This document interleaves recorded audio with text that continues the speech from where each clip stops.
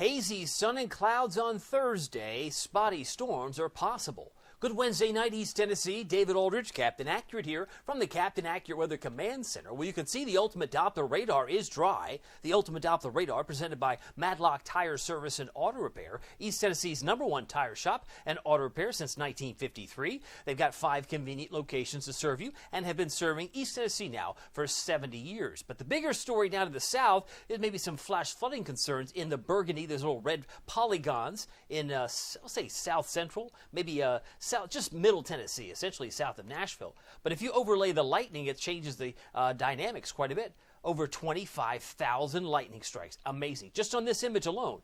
And it extends all the way up the horizon up toward the Pacific Northwest, but that's a lot of convection going on this evening. Our headline, spotty storms tomorrow. Some storms are possible, scattered as they may be. 40% Friday and Saturday. And then back to a 20% chance for storms on Mother's Day. The almanac came in as expected. We hit 83 degrees, normal high 77. So we're actually, I guess we were, 6 degrees above average. 94, the record high from 1936. We had no rain, sun going down at 8:30 tonight. Peak wind gusts 17 miles per hour. You take a look at the high temperatures today, and they do vary. Some do not reporting readily, but I can tell you they were also in the lower 80s around La Follette and Jacksboro. Jonesville around 81. Morristown, Hamlin County about 82 degrees as interpolated there, but it was 83 Oak Ridge as well as Tellico Plains this afternoon. Now, if we look around the state, they were a little bit warmer. 87 Memphis, they were 90 yesterday in Memphis. 86 Nashville, 86 today in Chattanooga. Now, my expectation was skies were going to become partly cloudy, and that process is already ongoing. You can see the thicker clouds in blue west of Jamestown, and they're beginning to stream in here as I speak. In fact, the bigger picture shows the storminess around Jackson, Tennessee, around Huntsville, and further south in the direction northeast of, say, Birmingham. But all that's going to have a hard time getting in here. By the way, I always encourage you to have multiple sources of information. The Captain Accurate Weather app is preferred. It's free. Now, you do have to spend some money to buy a NOAA weather radio, but it's a great investment because they are both, I repeat, both excellent to have. Did you know that when you have your favorite TV show on Netflix, maybe it's on Hulu or Apple TV Plus, maybe Disney Plus, you're not going to get a tornado warning crawling at the bottom of your screen. You're just not. It's not what's offered. But that's why it's so important to get the information in a notification right on your phone. Boom, you get it right there. And that's one of the benefits of having the Captain Accurate Weather app, engineered by Barron Weather, Critical Weather Intelligence, but you get Pete Michaels traffic. You get all the National Weather Service alerts. We don't shortchange you on any of that. You get all that too, plus 3 extras. The twisting storm approaching alert comes before the tornado warning. You get some extra warning. Maybe it's 2 minutes, maybe it's 4 or 5 minutes. I've been told, hey, it went off long before the NOAA weather radio did. But if the tornado is taking down the cell phone tower, you need to have a backup. That's why the NOAA weather radio has a lot of utility. It's the gold standard, right, for all these years. Dangerous storm approaching alert is the precursor to a severe thunderstorm warning. And then, of course, storms in your area is a fantastic Barron alert that you get when a storm that's strong within 25 miles of where you are. That's awesome. That reminds, it's like a gentle reminder. Hey, maybe you should check the radar. Hey, it's within 25 miles of you. Just thought you should know. That's one of those great alerts, not from the Weather Service, but from Barron. And you get all the lightning alerts within 15 miles of where you are, plus up to 16 locations you can track the 7-day forecast just with a roll of a finger. You can follow it and do it very easily, where most apps only give you 10. And did I mention it's free? So make sure you download it at the App Store, Google Play. Let me get to the nuts and bolts. Storm Energy is going to really show where the nasty storms are going to live over the next 24 to 36 hours. I see a lot of red in Texas. That's strong for rocket fuel. And then it really lights back up across Arkansas and Oklahoma. Look at that. That's 11 o'clock tomorrow night.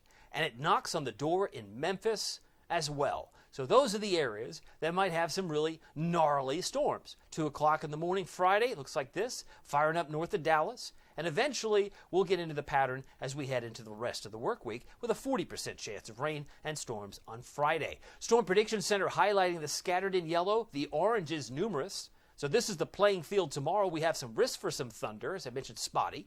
But the isolated and dark green south of Atlanta, and the nastiest storms may be in Oklahoma and Kansas on Thursday. You look at the tornado risk, it's about 10% in yellow.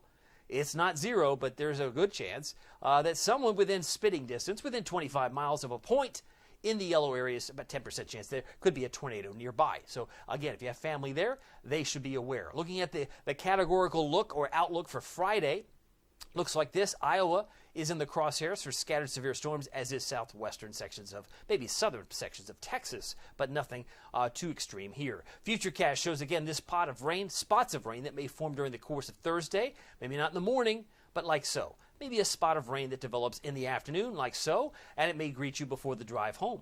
Now I'm heading into Thursday night, into Friday. It looks like this. I moved it up from a 30 to a 40% chance. We got a 40% chance of rain on Friday. That's midday Friday, and it continues like so. And then we go into Saturday, same situation, where it could come back like so. 7 o'clock Saturday morning, and then we go into Saturday afternoon. It looks a little bit drier, but that front is still lingering nearby heading into Saturday afternoon. And as far as the Valley Planner is concerned, now the average low is now moved up to 56 degrees tomorrow morning. And I don't expect we'll get much lower than about 60, 61 for the first thing tomorrow morning. My expectation is 61 for Knoxville, but some may get down to the upper 50s. Becoming partly cloudy tonight. Northeast winds variable 0 to 5. I got 59 for Morristown. I got 61 for Maryville, but 58 Sevierville, Pigeon Forge. 63 for Athens and 60 in Crossville. Now tomorrow, don't be surprised if we're back in the low 80s. Hazy, sun and clouds, some spots of storms, particularly in the afternoon. Winds about 3 to 8 miles per hour. Should be in the upper 70s for Wartburg, as well as Frozen Head State Park. Oliver Springs, Oak Ridge and Clinton, about 81. 84 Newport, 82 Morristown, and Talbot, Jefferson City, about 84, as well as Dandridge. Here's your Captain Accurate Weather Authority forecast for Knoxville, East Tennessee. I got us at 80 now for Friday, 83 on Saturday. Mom's Day, not bad. Hey, if you're going to have a chance of rain, might as well be low. It's only 20%. But it comes back at a 60% chance on Monday, and there are signs that we get a little bit cooler in quotation marks, back into the mid to upper 70s Tuesday and Wednesday for highs. Overnight lows generally getting back in the 50s by the end of this extended period. By the way, you can keep track of it all using the Captain Accurate Weather app, which I was just bragging on just a moment ago. It's free. Just go to the App Store, Google Play, and search the two words Captain Accurate, and it will automatically, magically appear on your phone. Oh, and it works also on your iPad. Ooh, that's kind of nice. Works on the iPad, so you get those little notifications while you're watching Hulu or Netflix. Anyway, my name is David Aldridge. Some people call me Captain Accurate. It's not easy being accurate, so weather doesn't surprise you. We'll see you here next time. Take care.